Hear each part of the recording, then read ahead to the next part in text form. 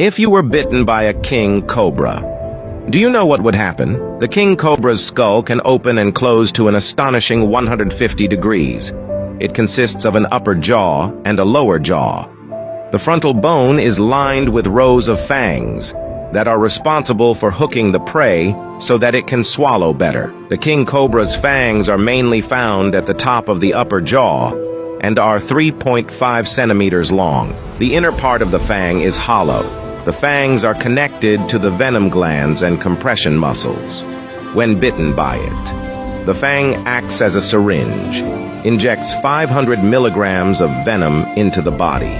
The venom contains mostly neurotoxins. It also contains a portion of a cardiotoxin. Just 12 milligrams can kill an adult. Even a full-grown Asian elephant can be poisoned in less than 3 hours. The world's longest python is now over 9 meters. That's the height of 5 adults, weighing 200 kilograms. And the longest king cobra can reach 5.6 meters. The reason why snakes make the tongue gesture, because the tongue is its olfactory organ. It picks up floating particles in the air. When the tongue goes back out, a pair of nasal aids in the upper part of the mouth transmit chemical information to the olfactory bulb, allowing it to smell. Since most snakes are nearsighted, they rely on sensory vibrations of the tongue or their own heat sensors to sense the world around them. This tiny hole is its thermal socket. It can sense a temperature difference of 0.003 degrees. It's similar to an infrared camera, so the snake can see its prey clearly at night. But snakes are cold-blooded. Their body temperature varies with the outside temperature, so in winter, they'll hibernate in a ball. At the same time, the snake is the most flexible animal on the planet. It has up to 500 vertebrae and more developed muscles, and a special arrangement of scales. These scales grow in layers every year, and these scales are shed as they molt. So here's the question. Do you like snakes?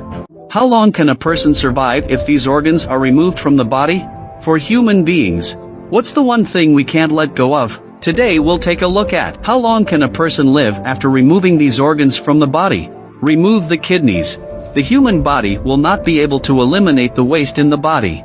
The electrolyte balance cannot be maintained. Without kidneys, a person can only live for a maximum of 2 weeks. Remove the anus. The anus is the main passageway for solid waste. Without the anus, the body will not be able to have normal bowel movements. And this leads to the accumulation of large amounts of waste in the body. You can only live for up to 3 weeks. Remove the thyroid gland. The thyroid gland controls metabolism. The removal of the thyroid gland will affect the body's energy balance. You can live up to 2 months. Remove the lymph nodes. The lymph nodes are part of the immune system. They're part of the immune system, which filters out waste and bacteria from the bloodstream. Losing them reduces immune function. You have 1.5 years to live. Remove the bone marrow. The body won't be able to produce new blood cells. Blood production and immune function will be compromised.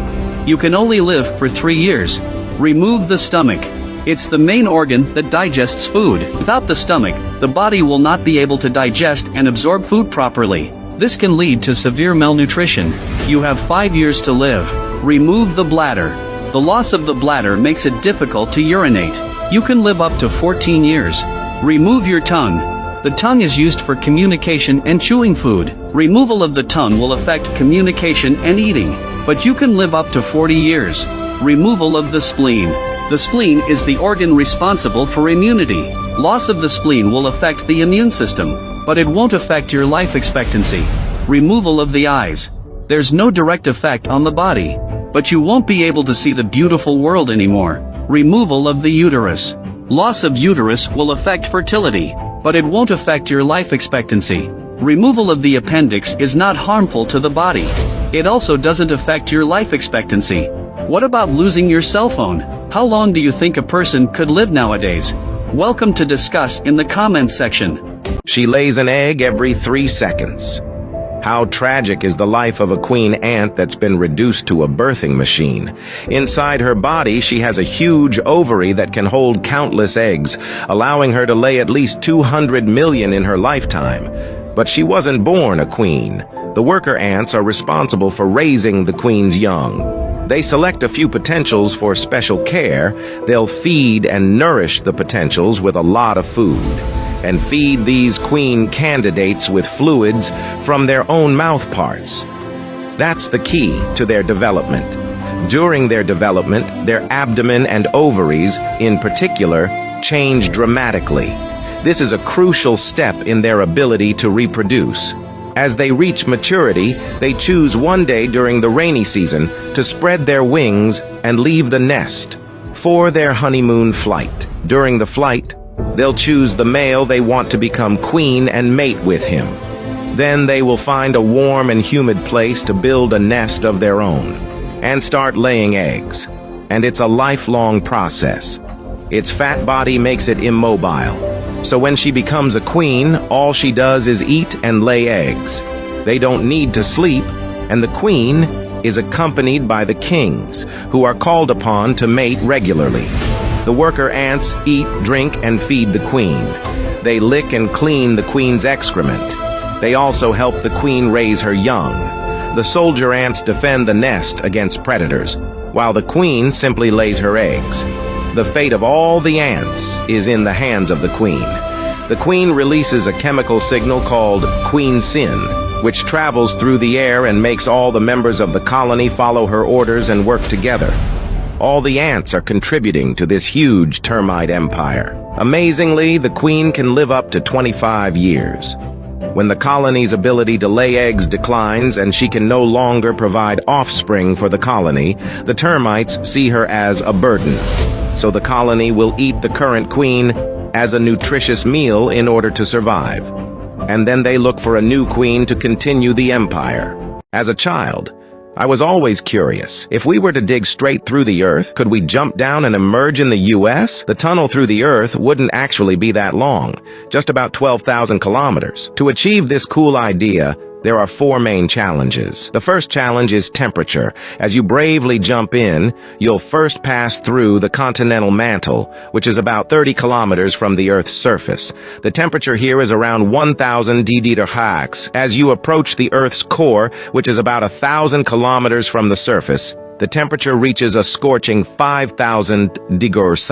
So, before you even get there, you'd have already vaporized. Let's rewind time. This time, you wear a heat-resistant suit and jump in again. Now, you face the second challenge. Pressure. Below 50 kilometers from the Earth's surface, the pressure reaches 15,000 psi, or over 1,000 times the atmospheric pressure. You'd be crushed. Going back in time again, you put on a high-pressure suit and continue your descent. With the force of gravity, you'd quickly accelerate and face the third challenge, collision. Due to the Earth's rotation, the direction of the tunnel would constantly change. As you're rapidly falling through the tunnel before even reaching the exit, you'd be smashed to pieces. Rewinding once more, we dig a new tunnel from the South Pole to the North Pole. Reluctantly, you jump in again. Your speed quickly reaches 200 km/h. And the maximum speed can go up to 28,000 km/h. After 21 minutes, a miraculous scene occurs. You find yourself floating in the center of the Earth. Here, the gravitational forces from all directions balance out, presenting the fourth challenge, Earth's gravity. Let's rewind one last time. This time, you jump in at 22 times the speed of sound. As you pass through the Earth's core and the downward force starts to decelerate you, Earth's gravity acts like a spring. As soon as you emerge on the other side, you'd be pulled back in, bouncing back and forth between the two ends. If you were a superhero and managed to overcome these 4 challenges, it would only take you 40 minutes to travel through the Earth's core. Pretty cool, right? Why do highways have tolls? Watch this video and you'll understand. Let's first look at how highways are built. Through satellite remote sensing, positioning, and other technological means to determine the soil characteristics, drainage capacity, and a series of data. After obtaining these data will be perfect simulation of the terrain. This process may take several years.